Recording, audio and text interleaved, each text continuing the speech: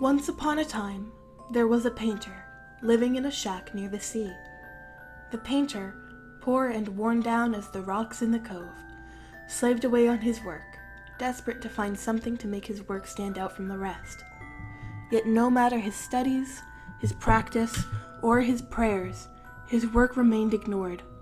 His only source of comfort, despite his failures, was his muse. She could only be viewed from a distance, sitting relaxed on the rocks with a few others, appearing in one moment and disappearing if you blinked.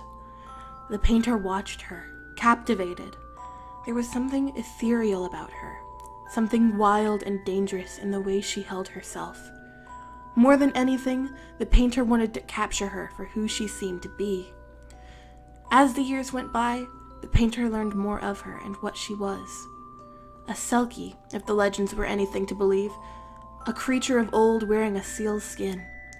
And as the years went by, the painter managed to get it closer and closer to his muse, until one day he seized his opportunity. As she played with her siblings in the wave, hopping and splashing among the rocks, he noticed her skin laying to the side. Without a second thought, he grabbed it and dashed back to his shack, desperate to avoid his crime being noticed. But it was too late. A harrowed, anguished scream followed him back across the waves, breaking on the sand. The painter knew that somewhere inside him he should feel regret. But he had his prize, the object of his inspiration, and it was his to use, his to harness into his art. He set about assembling his masterpiece, as the cries of a family torn apart echoed over the cove, a haunting melody of heartbreak. The next morning, the painter awoke to the Selkie in his shack, angry and desolate and hopeless. Bound to her skin, she could do nothing but stay by his side.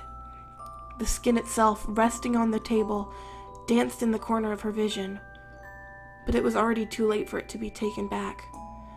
Upon the table, the skin lay stretched across a frame, the process of converting it into a canvas already underway. The weeks crept away into a tedium. The painter, finishing his canvas and beginning his opus, slaved away at recreating the cove that was once home to his muse, capturing the land that he'd lived near in every way he could.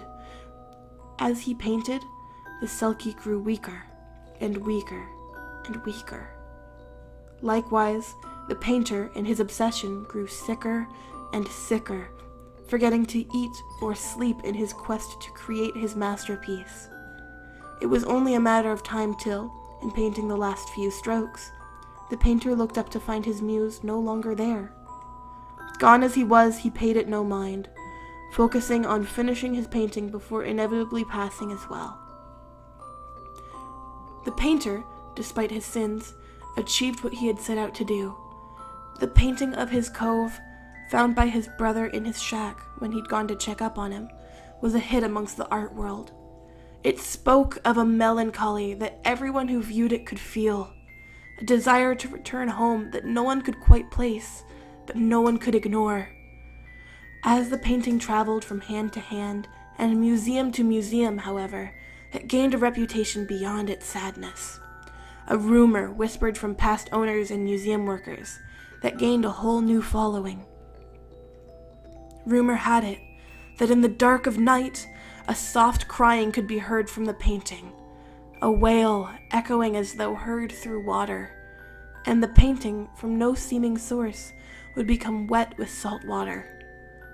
While no one seemed able to capture the phenomenon in person, patrons of the museum would occasionally find the carpet damp beneath the work. Inevitably dubbed the Crying Cove, it became a legend amongst both art lovers and ghost experts alike. And so the painting rests, and the soul it holds, longing for a home and a family long lost. What do you think of our Selkie? Have any ideas for your own take on the prompt art ghost? If you'd like to try out your own random aesthetic character, the link to the generator I use for these videos is in the description below. And if you'd like to see the Selkie's full illustration, along with the previous aesthetic generator challenges, check out rebelink'sart.com. All of our past characters are there, along with my commission info and other fun goodies. Thank you guys for drawing with me.